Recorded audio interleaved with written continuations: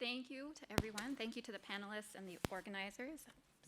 I'm going to stick to my script, and hopefully it's not too long. So I came to know about Harvard and slavery through a seminar, this sort of research seminar that Sven Beckert began. And he began it at Harvard College with 4 students, and then he just kept convening this seminar year after year.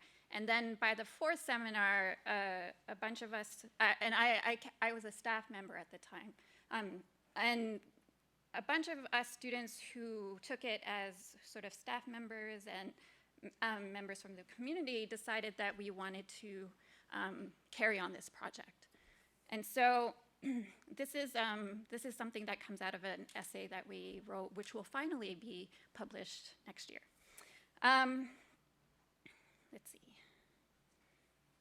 When one thinks of Harvard University and its history, the names Alfred, Delia, Renty, Fassina, Drana, Jack, and Jem do not come to mind.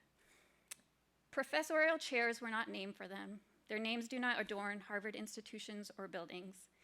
They were not professors, graduates, or donors.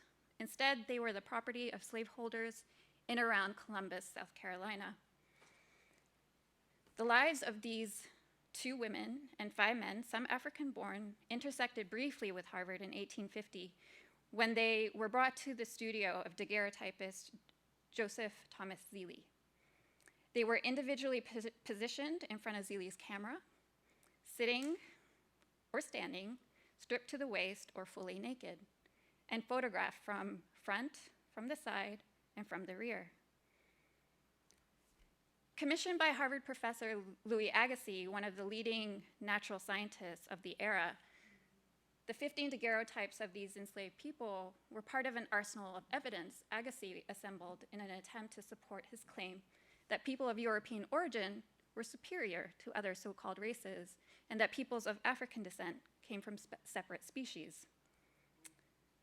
Alfred, Delia, Renty, Fassina, Drana, Jack, and Jem were photographed as Negro type, dehumanized specimens of a supposedly inferior race in the advancement of ethnology and race science, what Frederick Douglass called scientific moonshine. For countless years, the daguerreotypes of these 7 women and men were tucked in a drawer in the cluttered attic of Harvard's Peabody Museum of Archaeology and Ethnology. They resurfaced in 1976 when museum employees stumbled upon them while looking for something else. Appearing since in books and exhibitions, the images have stirred controversy. For some, they are haunting. For others, they are infuriating. While they have secured a place in the history of photography and in the study of race and racism in the United States, they are not mentioned in the standard narrative of Harvard's history. This is not surprising. Until recently, a deafening silence has surrounded Harvard's historical relationship with slavery. This relationship included its role in manufacturing an intellectual defense for slavery by producing scientific claims of the alleged existence of natural racial hierarchies and Black inferiority. These claims played a particular role in undermining the advances of Reconstruction after the Civil War. Confronting this legacy in a meaningful way is a project the university has only begun to undertake. When the public thinks of Harvard and slavery, it most likely thinks of the university's contribution to the Civil War and the destruction of slavery in the United States. This association is fostered by the cathedral-like Memorial Hall, the campus's most prominent edifice, built to commemorate the sacrifice of Harvard's Union soldiers. The hall features in official publications that mark the war's anniversaries with effusive praise to Harvard's enlistees. 246 Harvard men died in the Civil War, including 70 on the Confederate side, while well-known graduates Ralph Waldo Emerson, Henry David Thoreau, Thomas Wentworth Higginson, Wendell Phillips, among others, made important contributions to anti-slavery thought and action. Yet, even Samuel Eliot Morison, as close to an official historian as Harvard has had, conceded, quote, The dominant sentiment in the college in the critical winter of 1860 to 61 was for the union and conciliation. It is difficult for anyone who knew Harvard later to understand the cool attitude of the college toward the Civil War. Moreover, in the years leading up to the war, Morrison noted, the abolitionists and other reformers of the day were in a continual state of irritation because the university did not promote their pet theories. Harvard as an institution was not the pioneer of anti-slavery it might later have wanted to be. In fact, Harvard was complicit with slavery, benefiting both directly and indirectly from slave labor. We know now this history because of the research undertaken by a group of dedicated Harvard students. Their historical investigations began in the fall of 2007 when 4 undergraduates enrolled in a research seminar offered by Sven Beckert entitled Harvard and Slavery. Following Ruth Simmons's path-breaking work to uncover Brown University's relationship with slavery, the seminar sought to engender a better understanding of Harvard's relationship to slavery and to help students understand how deeply slavery was embedded within the fabric of American life and how that powerful legacy continues to endure today. The students had no idea what they would find. Quickly, their curiosity and rapid mastery of the art of historical detection uncovered a treasure trove of findings, many disconcerting. The 32 students who participated in the first seminar and the 3 subsequent seminars scoured Harvard's archival records, drew countless volumes from its library, made careful inspections of nearby colonial graveyards, and scrutinized Harvard's oldest buildings. So much of what they found surprised them. Harvard presidents who brought slaves to live with them on campus, significant endowments drawn from the exploitation of slave labor, Harvard's administration and most of its faculty favoring the suppression of public debates on slavery. A quest that began with fears of finding little ended with a new, more troubling question. How was it that the university had failed for so long to engage with so large a part of its history? In retrospect, the only surprising thing was the students' surprise. Until its abolition in 1865, slavery was a core institution of colonial North America and the United States, perfectly legal in Massachusetts until 1783. Slavery stood at the center of the United States' wealthiest and most dynamic regional economy, the plantation belt of the South, and it was not contained below the Mason-Dixon line. Boston merchants, manufacturers, and others benefited from the trade in slave-grown agricultural commodities and the processing of these commodities in New England cities.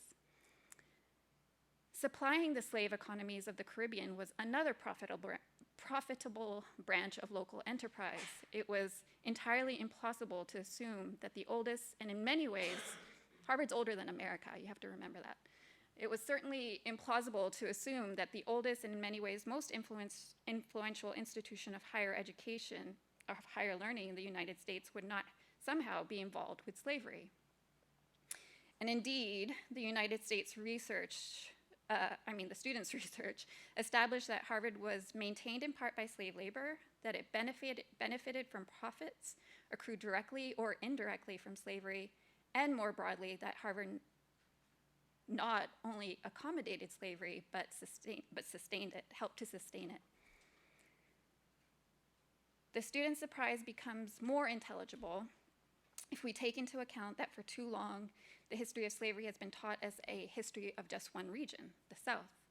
While schools and universities in recent decades have made great strides in teaching the history of slavery, they too often have discussed the role of the North only as a gathering ground for political forces that led to the abolition of the peculiar institution. The students' surprise at their findings was fed by the peculiar version of the nation's history that they and we grow up with. Over its first 5 years, the Harvard and Slavery Research Project began to rewrite this history. So dedicated were the seminar participants that many continued working on the project even after they had fulfilled their academic obligations. In 2011, the group published its findings in a booklet written by Sven Beckert and Catherine Stevens entitled Harvard and Slavery, Seeking a Forgotten History, a narrative of the connections between Harvard and slavery over the 3 centuries of the university's existence. The group created a website with a map that linked places on and around Harvard's campuses to video interviews in which students explained the significance of those sites to the history of Harvard and slavery. As Harvard celebrated its 375th anniversary in the fall of 2011, students from the seminars came together to form the Harvard and Slavery Research Project and made a sustained effort to publicize their findings.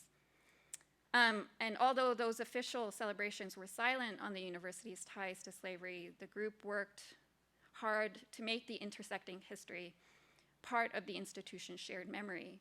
In 2016, President Drew Gilpin-Faust convened an advisory committee on Harvard and slavery.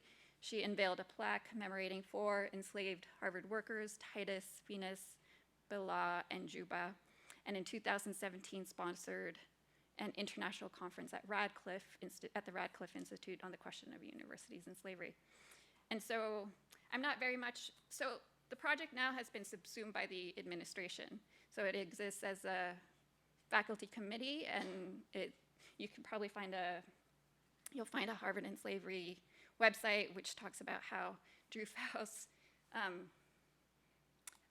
sort of participated in that project, and that's about it. That's where we're at now. It's not any kind of student consultation or community consultation stage, and I don't know where it's going to go. It seems to have become, so they also hired a researcher, I believe. And so I think right now it's become academic. Thank you.